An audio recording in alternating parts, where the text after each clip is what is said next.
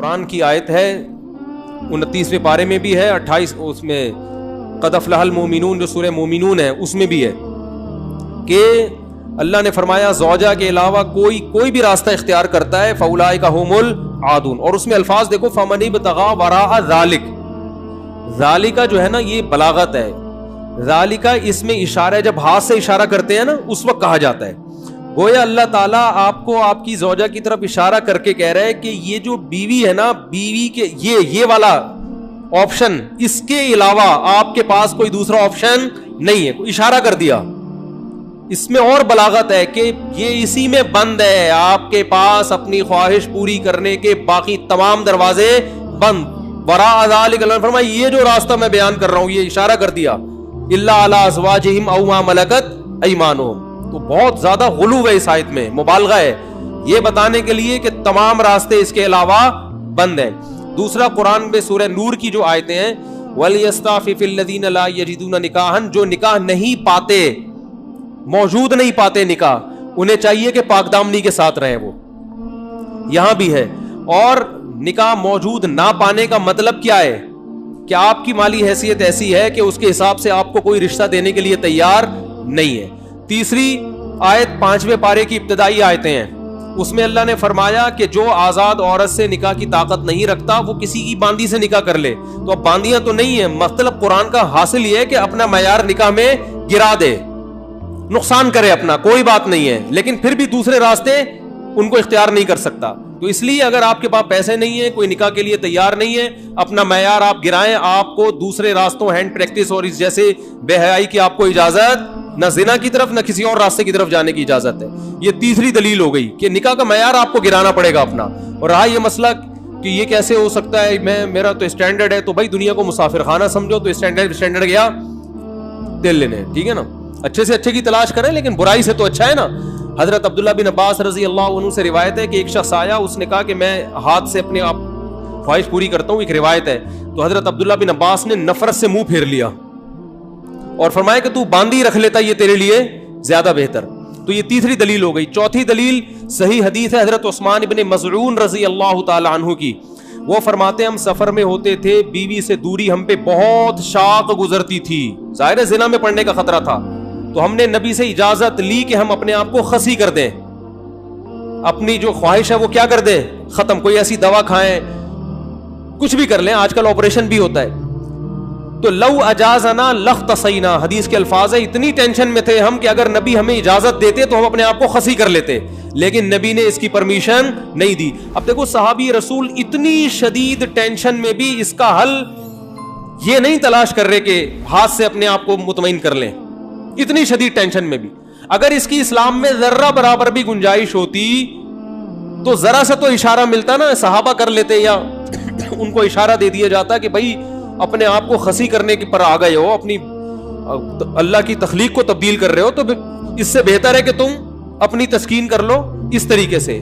اس کی پرمیشن کا کہیں تذکرہ نہیں ملتا. اس کا مطلب ہے کہ اس نبی نے وہاں کیا فرمایا صحابی کو, نہانا عن التبتل, نبی نے فرمایا نکاح سے دور بھاگنے سے منع کیا. تو فرمایا نا نا نا نا نا تزوج الودود الولود, فرمایا یہ اللہ نے خواہش اس لیے رکھی ہے کہ تم نکاح کی طرف کیا ہو جاؤ, مجبور ہو جاؤ.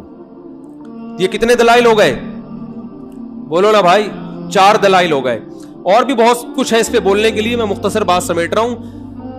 اصل میں لوگ جو یہ کہتے ہیں نا کہ یار ہم مجبور ہیں تو کیا کریں, ہم یہ تو خواہش اتنی جب مسلط ہو جاتی ہے ہمارے اوپر, یہ تو اس سے جسم کو بھی نقصان ہوتا ہے, مینٹلی بھی آدمی ڈسٹرب ہوتا ہے. تو یاد رکھو یہ اللہ نے آپ پر اتنی زبردست خواہش اس لیے مسلط کی ہے تاکہ آپ نہ چاہتے ہوئے بھی شادی پر مجبور ہو جائیں, اور شادی میں فطرت آپ کے دلائل ماننے کے لیے تیار نہیں ہے. یہ جو آتے ہیں میرے پاس پیسے نہیں ہے تو ایکچولی ابھی ایجوکیشن, ایکچولی ابھی یہ, فطرت اس چیز سے متاثر نہیں ہے. فطرت کہتی ہے آپ کے دلائل کیا ہیں, غلط ہیں. اگر یہ اللہ مسلط نہ کرتے نا مردوں پہ یہ شہوت, تو میرا خیال ہے کوئی 70 سال میں جا کے بھی لوگ شادی نہ کرتے. تو قدرت کا ایک نظام ہے, قدرت ایک سسٹم کے تحت لوگوں کو چلانا چاہتی ہے. اس کا فائدہ یہ ہوگا کہ آپ نہ چاہتے ہوئے کم خاندان کی لڑکیوں سے شادی پر مجبور ہوگے, ان کو گھر ملے گا. اگر مجزنی کی اجازت دے دی جائے, مجھے تھوڑی لینگویج صاف استعمال کرنی پڑ رہی ہے, بہت معذرت, مجبوری ہے. اگر اس کی اجازت دے دی جائے تو لوگ نکاح میں کیا کریں گے؟ تاخیر. نقصان کس کا ہوگا؟ لڑکیوں کا. لڑکیاں بھی پھر ہینڈ پریکٹس کریں گی جو کہ کر رہی ہیں, وہ بھی مجبور ہوں گی. تو اسلام نے آپ پر, اللہ نے آپ کے اوپر یہ شہوت اسی لیے مسلط کی ہے کہ یہ آپ کا یہ آپشنل نہیں رہے نکاح, بلکہ آپ کی باڈی کی ریکوائرمنٹ بن جائے کہ بھئی یہ تو کرنا ہی کرنا ہے. اور اس کا فائدہ کس کو ہوگا؟ عورت کو. بات آ رہی ہے سمجھ میں؟ اس کا گھر بسے گا.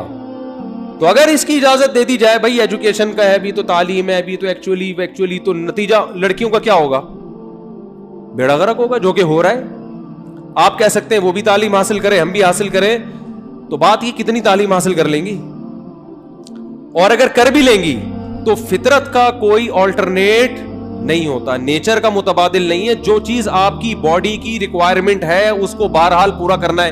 دیکھو اگر آپ کے پاس ایجوکیشن کی وجہ سے کھانے کا ٹائم نہیں ہے, آپ مصروف ہیں جس کی وجہ سے کھانے کا ٹائم نہیں ہے, تو کیا پیٹ آپ کو بھوک لگانا چھوڑ دے گا؟ ہے بھائی؟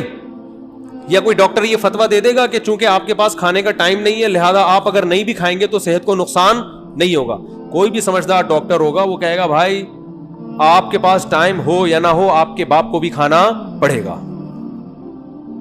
کھانا پڑے گا آپ, ورنہ باڈی کا نقصان ہوگا. تو یاد رکھو جس طرح روٹی ضروری ہے مرد کے لیے اسی طرح عورت, اور عورت کے لیے اسی طرح مرد ضروری, باڈی کی ریکوائرمنٹ ہے. تو اسلام چونکہ نیچر کے خلاف نہیں چلاتا آپ کو, اس لیے اسلام نے تمام راستے بند کر دیے خواہش پوری کرنے کے, کیونکہ وہ سارے ان میں سے کوئی بھی نیچرل نہیں ہے. صرف ایک ہی نیچرل ہے کہ مرد کا کانٹیکٹ عورت سے اور عورت کا مرد سے, اس کے علاوہ کوئی نیچرل نہیں. ہاں ایک آخر میں بات ضرور کہوں گا. ڈاکٹر ذاکر نائک صاحب اللہ ان کی عمر میں برکت دے, انہوں نے یہ کہا ہے کہ زنا سے بچنے کے لیے اگر کوئی یہ عمل کرتا ہے تو شاید مستحب ہو. تو یہ بھی ایک اصول یاد رکھیں, بڑی برائی سے بچنے کے لیے اگر کوئی چھوٹی برائی کرتا ہے تو ہم یہ تو کہیں گے کہ یار چلو بڑی سے بچ گیا, لیکن اس چھوٹی کو بھی برائی ہی کہا جائے گا. کوئی اگر ہیروئن کا عادی ہے, ہم اسے ہیروئن چھڑوانے کے لیے چرس پہ لے آتے ہیں کہ یار چلو اس سے تو بچے گا نا, اب ایک دم تو نہیں چھوڑ سکتا. تو یہ اس عمل کی یوں تو تعریف کی جائے گی کہ یار چلو اس برائی سے بچ گیا, لیکن اس کی بیس پہ چرس کو آپ یہ کہہ دیں شروع کر دیں کہ چرس جائز ہے یا وہ بھی کوئی افضل چیز ہے, اس کی پھر بھی اجازت نہیں ہوگی. تو اصل راستہ یہی ہے کہ کسی کو زنا کا خطرہ ہے بھاگے وہاں سے بس, اور وہ کس کی طرف لپکے؟ نکاح کی طرف لپکے, معیار اپنا گرائے, اور پھر بھی نکاح نہیں ہوتا تو روزے رکھے کثرت سے تاکہ جسمانی قوت ٹوٹے. اور آخری بات یہ کہ یہ جو عمل ہے ہینڈ پریکٹس کا, یہ زنا سے انسان کو بچاتا بھی نہیں ہے. یہ بھی 100% غلط ہے کہ اس کے کرنے سے آدمی زنا سے بچ جاتا ہے, کیونکہ اس میں آدمی کی ڈیزائر پوری طرح پوری نہیں ہوتی, اس کی ٹھڑک بڑھتی ہے, کم نہیں ہوتی. اگر کوئی زنا یہ کام کر بھی لے نا پھر بھی زنا کی طرف لپکے, بلکہ اور زیادہ لپکے گا, کیونکہ یہ خواہش نفس ایسی چیز ہے کہ یہ پوری کرنے سے بڑھتی ہے.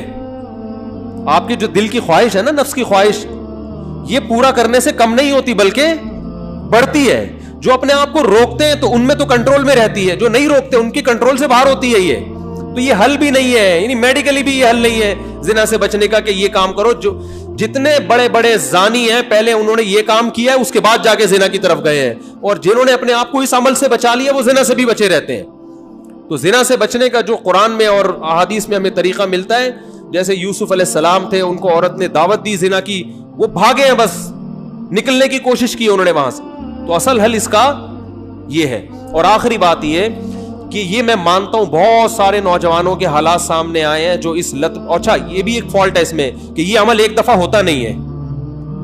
آپ جو نوجوانوں کی ہسٹری جمع کریں نا, تو ایسا نہیں ہوتا کہ جس نے ایک دفعہ کیا تو بس زندگی میں ایک ہی دفعہ کیا کہ یار بہت زیادہ مجبور ہو گیا تھا تو یہ عمل کر لیا. نا نا نا نا, جس نے ایک دفعہ کیا وہ دن میں 10 دفعہ بھی کرتا ہے پھر یہ عمل.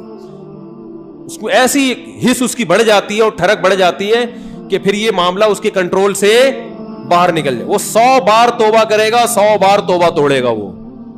تو یہ پریکٹیکلی بھی ممکن نہیں ہے کہ کوئی اپنے آپ کو بچانے کے لیے ایک دفعہ یہ عمل کر لیا تو اب سکون میں آ گیا. نا نا نا نا, میرے پاس جو نوجوان آتے ہیں ان کی ہسٹری میں آپ کو بتاؤں, وہ کیا کچھ ایک صاحب کی 2 بیوی. اچھا ہاں یہ بھی بتا دوں, جب یہ لت زیادہ پڑتی ہے تو پھر یہ بیماری شادی کے بعد بھی نہیں چھوٹتی, یہ بھی ذہن میں رکھیں. ایک صاحب, میں نے جو زندگی میں سب سے پہلا فتویٰ لکھا ہے نا وہ کیا تھا, آپ حیران ہوں گے. یہ 1999 میں سوال آیا, ایک آدمی کی 2 بیویاں, اسے نکاح سے پہلے اس کی عادت پڑ گئی, یہی سوچ کے کہ یار ابھی اپنے آپ کو ٹھنڈا کر لیتا ہوں, تسکین کر لیتا ہوں, برائی سے بچ جاؤں گا, یہ ہو جائے گا, وہ ہو جائے گا. شیطان نے الٹے سیدھے اس کو جو ہے نا دلائل دیے, اور کہتا ہے مجھے یہ برائی جب ہو گیا تو چسکا لگ گیا. پھر کہہ رہے پھر جب میں نے نکاح کیا ہے نا, ایک شادی کی ہے تو میری یہ عادت نہیں چھوٹی, دوسری 2 بیویاں اس کی, کہہ رہے پھر بھی نہیں چھوٹی. تو کہہ رہے میں اتنا غصے میں آ جاتا تھا کہ یار میری بیویاں بھی ہیں پھر بھی مجھے ان کو تسکین اس میں ہوتی ہے. پھر بالکل ایسے ہے جیسے لوط علیہ السلام کی قوم کو جب لڑکوں کی عادت پڑ گئی تو اب ان کو عورت سے تسکین بولتے کیوں نہیں ہو رہی. تو یہ ہینڈ پریکٹس کا ایک یہ بھی بڑا نقصان ہے کہ جب اس کی لت پڑ جاتی ہے تو شادی کے بعد بھی یہ عادت نہیں چھوٹتی. تو وہ کہہ رہا ہے میری 2 بیویاں تھیں, 1999 کی بات کر رہا ہوں میں, اس نے سوال بھیجا تو کہہ رہا ہے کہ میں اتنا مجبور ہو گیا کہ ایک دن میں نے قسم اٹھائی کہ آئندہ میں نے اپنے ہاتھ سے اپنے آپ کو فارغ کیا تو میری دونوں بیویوں کو 3 طلاقیں. کہہ رہے میں نے یہ سوچا کہ شاید اس عمل سے میں اپنے آپ کو روک لوں گا, پھر بھی نہیں روکا, اور پھر بھی یہ عمل کیا, اور ہم نے اس کو فتویٰ دیا کہ آپ کی دونوں بیویاں آپ پر ہمیشہ کے لیے حرام ہو گئی. تو اب آپ بتاؤ اس پہ کیا گزر رہی ہوگی. تو ہم نے لوگوں کے یہ حالات دیکھے ہیں, تو اس لیے اس قسم کے کلپ سے متاثر ہو کر کوئی بھی شخص ایسی حماقت کرنے کی کوشش بولو بھائی نہ کرے. اور میرا مقصد آپ کو کسی کو مایوس کرنا نہیں ہے. اگر کوئی نوجوان اس بیماری میں مبتلا ہو گیا ہے تو حدیث میں آتا ہے ما انزل اللہ من داء الا انزل له شفاء, ہر بیماری کا اللہ نے شفا پیدا کی ہے. تو مایوس نہ ہو.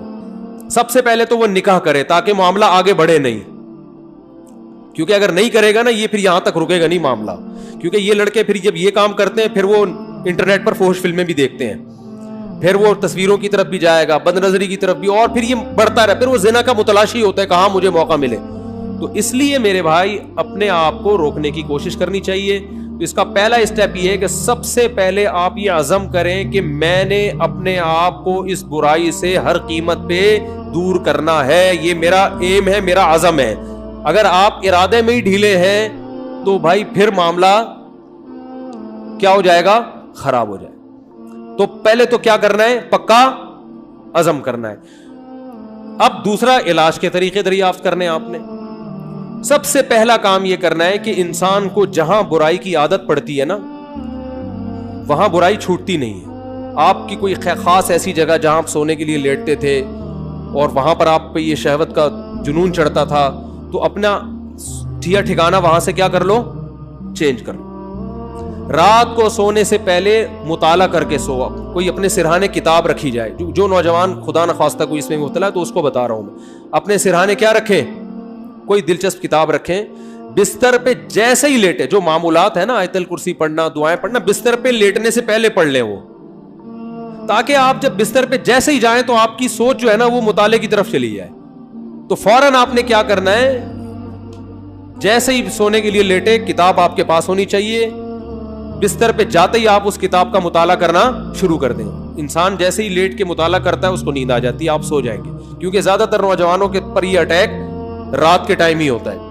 دوسرا کام ہو گیا. تیسرا مسئلہ یہ ہو گیا کہ آپ کسی ڈاکٹر کو بھی بتائیں, ماہر نفسیات کو, لیکن ماہر نفسیات سے کہیں کہ مجھے یہ برائی چھڑوانی ہے, کیونکہ ماہر نفسیات بعض دفعہ اور ڈال دیتے ہیں اس برائی میں. ایسے نفسیاتی ڈاکٹر بھی ہیں, وہ کہتے ہیں اس سے کوئی نہیں, ڈپریشن کا علاج ہے. اور بھائی ساری ڈپریشن کے اور بہت سارے علاج ہیں دنیا میں, وہ علاج وقتی ہے, جیسے سٹا لگانے سے نا وقتی طور پہ ٹھیک ہو جاتا ہے. تو اب یہ بے وقوفی ہے نا کہ سٹے لگا کے ڈپریشن کا علاج, اس سے ڈپریشن بڑھتی ہے, کم نہیں ہوتی. وقتی کم ہوگی, اگلے دن اس سے بڑا اٹیک ہوگا آپ کے اوپر, سارا دن پھر یہی کرتا رہے گا. ایسے ایسے لڑکے آ کے بتاتے ہیں کہ آدمی حیران ہوتا ہے, یار تمہاری ہڈیوں میں اتنا جوس کہاں سے آیا, تم مر کے ختم ہو جاؤ گے اللہ کے بندو. تو وہ یہی کرتے رہتے ہیں ڈپریشن. تو ماہر نفسیات بھی الو سب کچھ سب کو نہیں پتا ہوتا. تو ماہر نفسیات سے بولیں کہ مجھے یہ برائی چھڑوانی ہے ایسی کی تیسی, آپ کے باقی افلاطونیاں بقراتیاں اپنے پاس رکھو, آپ یہ برائی مجھے کیا کرنی ہے. تو نفسیاتی بھی ٹوٹکے ہوتے ہیں, کچھ طریقے ہوتے ہیں. کوئی ماہر ڈاکٹر ہوگا انشاءاللہ آپ کو ایسے طریقے بتائے گا, ایسے ٹوٹکے بتائے گا, ایسی تدبیریں بتائے گا کہ آہستہ آہستہ یہ برائی آپ سے انشاءاللہ چھوٹ جائے گی. اور ایک اور کام, دعا بھی مانگنی ہے, کسی شیخ سے اصلاحی تعلق بھی قائم کرو. ان کو بھی بتاؤ اپنی بیماری. اور ایک اہم ترین بات یہ کہ اپنے آپ کو ایسے نہ چھوڑو, جب بھی یہ گناہ آپ سے ہو آپ نے اپنے اوپر کوئی سزا متعین کرنی ہے. 2 روزے 3 روزے یا 1 روزہ یا 1 ہفتے کا روزہ, یہ سزا دینی ہے اپنے آپ کو. وہ ہر آدمی کا کے حساب سے مختلف ہوتی ہے. صدقہ بھی کرنا ہے تاکہ اس کا فائدہ یہ ہوگا کہ دیکھو یہ ایک دم نہیں چھوٹتا گناہ, یہ آہستہ آہستہ ہی چھوٹے گا. اس لیے مایوس نہیں ہونا کہ اتنے سارے ٹوٹکے اختیار کیے پھر گناہ ہو گیا, تو پھر شیطان مایوس کرتا ہے بھائی تیرے بس کا کام نہیں ہے. کوئی بات نہیں یار, ٹھنی اس سے ہے دشمنی عمر بھر کی, کبھی وہ دبا لے کبھی تو دبا لے. شیطان کو حضرت مظلوم نے فرمایا کہ کبھی شیطان تجھے پٹک دے گا نیچے, کبھی کبھار تو بھی تو شیطان کو پٹکے گا نا, تو پھٹا چلتا رہے گا قیامت تک, کوئی مسئلہ نہیں ہے. تو کیا کرنا ہے, جب بھی یہ گناہ ہو جائے 2 رکعت پڑھ کے توبہ کرنی ہے, اللہ سے معافی مانگنا ہے, اور اپنے آپ کو کوئی سزا دینی ہے صدقہ کے ذریعے یا روزے کے. سب سے بہتر سزا روزہ ہے. صدقے سے اتنا فائدہ نہیں ہوتا, روزے سے اس میں زیادہ فائدہ ہوتا ہے. تو روزہ رکھے, کیونکہ نفس کو خوش کیا ہے تو اپنے نفس کو جب تکلیف دے گا بھوکا پیاسا رکھے, تو یہ اس میں نفس کو جو ہے نا, آپ کے جو دل ہے اس کی چاہتوں کو چترول لگتے ہیں ٹائٹ طریقے سے روزہ رکھنے سے. تو اپنے من کو خوش کیا نا اس نے حرام طریقے سے, تو روزہ رکھ کے اپنے من ہی کو ٹینشن دے گا یہ. تو روزہ رکھنا بہت زبردست اس کا ایک علاج ہے. تو کیا کرنا ہے, جب بھی یہ جرم ہو جائے تو روزہ رکھ کے اس کی تلافی کرنی ہے. اس کا نہیں بھی چھوٹتا تو ٹینشن نہیں لینی, آپ نے اپنے قوائف پورے کر دیے. اور آخری بات یہ کہ روزانہ ایکسرسائز کا معمول بناؤ. جب آپ صبح جاگنگ کرو گے, شام کو جم جاؤ گے, تو پھر آپ دیکھو گے ڈولے شولے نکل رہے ہیں اور جناب طاقت آ رہی ہے, تو نفسیاتی طور پر انسان پھر غیر اخلاقی سرگرمیوں سے دور ہو جاتا ہے خود بخود, کہ یار میں ایک طرف اتنا اپنی باڈی کا خیال کر رہا ہوں, اسی طرف اپنی صحت کو برباد کر رہا ہوں میں, ہے بھائی. اب میری ساری انرجی جو یوٹیلائز ہو رہی ہے تو ناجائز چیزوں میں ہو رہی ہے. تو یہ لاشعوری طور پر جب انسان مفید کاموں کی طرف آتا ہے تو نیگیٹو سوچ اس کی خود بخود, بولتے کیوں نہیں بھائی, کبھی کسی ہیروئنچی کو جم جاتے ہوئے دیکھا آپ نے؟ وہ نہیں جاتا, کہتا ہے ابے جاؤ باڈی کی ایسی کی تیسی, مزہ تو آ رہا ہے نا, چھٹا لگا لیں.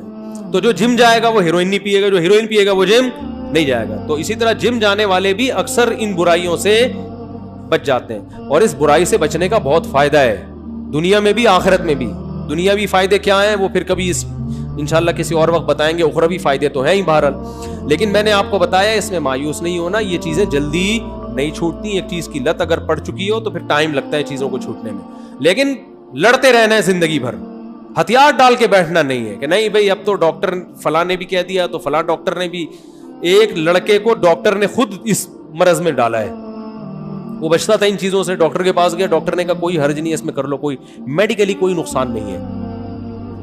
میڈیکلی بھی نقصان ہے, حقیقت ہے, یہ کہنا کہ میڈیکلی نقصان نہیں غلط ہے, اور ذہنی طور پر تو بہت نقصان ہے. دیکھو لوط علیہ السلام کی قوم جو برائی کرتی تھی اس سے میڈیکلی کوئی نقصان نہیں تھا, لیکن وہ بیچارے نکاح کے قابل رہے نہیں. وہ کہنے ما لنا فی بناتک من حق, اے لوط ہمیں عورت سے نکاح میں دلچسپی ہی ختم ہو گئی ہے. تو یہ کتنا بڑا نقصان ہے کہ نہیں ہے.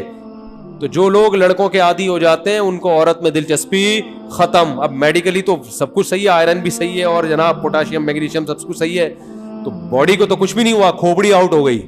تو یہ جو حرکت ہے نا ہینڈ پریکٹس, اس سے بھی انسان مینٹلی کیا ہو جاتا ہے, بہت ڈسٹرب ہوتا ہے, جس سے جو نیچرل ایک پروسیس قدرت نے رکھا ہے, خدا نے رکھا ہے, وہ بہت برے طریقے سے متاثر ہوتا ہے اس عمل سے. تو اس لیے اپنے آپ کو ان تمام ایکٹیویٹیز سے بچا کے رکھنا چاہیے. اور پاک دامنی والی زندگی وہ یہی ہے کہ جلد سے جلد, میں تو کہتا ہوں لڑکا بالغ ہو, ماں باپ کو چاہیے فوراً شادی کر دو اس کی, اس طرف اس کو آنے ہی نہ دو. اور اس کے غلط ہونے کی ایک بڑی دلیل یہ بھی ہے کہ جس نوجوان نے دوسروں سے نہ سنا ہو یا بر وقت شادی ہو گئی ہو, وہ کبھی یہ کام نہیں کرتا, اس کا کبھی دماغ جائے گا ہی نہیں. یہ خود اس کی علامت ہے کہ یہ نیچرل نہیں ہے یہ. تو اللہ تعالیٰ سب کی حفاظت